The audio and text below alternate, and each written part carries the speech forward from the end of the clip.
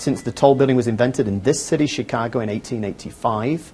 I think there has always been this quest to go higher. Human beings have a need to push themselves. We're talking about projects here in the US that are about half a kilometer tall. There is now a kilometer-high tower on site in the deserts of Saudi Arabia.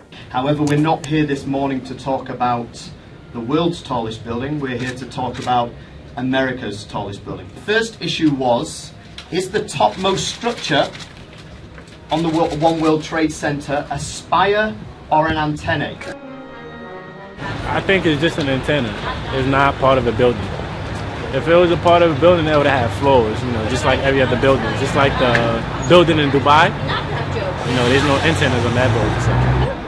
I know that the architect said it was an integral part of the architecture. When I saw it lit up the other night, it was just exquisite.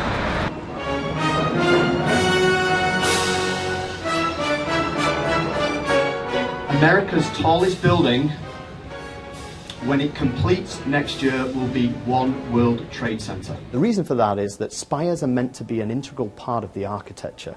The key word here is permanence. Never to be added to, never to be taken away.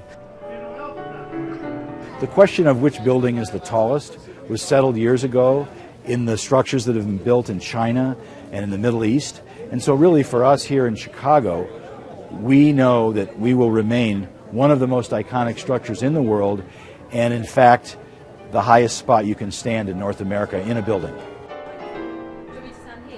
I think tall buildings represent a very bold statement that you can make about a city. New York has certainly embraced that as well as Chicago, and both cities have iconic skylines. So there's efficiencies that come with tall buildings, and there's a lot of drama, and there's of course some great beauty that comes with tall buildings as well.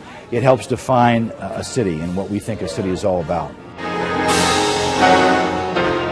I think it's really awesome because it's so high. I've never been in this world, so I've never been in a high building before.